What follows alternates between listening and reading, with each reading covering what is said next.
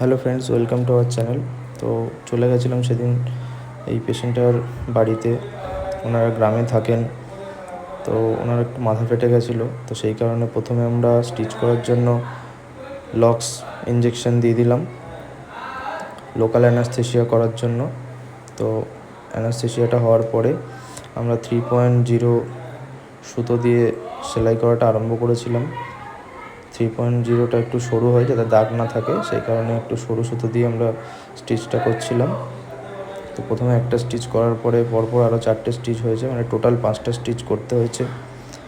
গ্রামের বাড়ি দেখতেই পাচ্ছেন, টর্চ জেলে যতটুকু আমার পক্ষে পরিষ্কারভাবে করা যে মানে করতে পেরেছি ততটুকুই চেষ্টা করেছি। যেহেতু গ্রামের বাড়ি, অনেক কিছুই অ্যাভেলেবেল নেই ওখানে, তো চেষ্টা করেছি।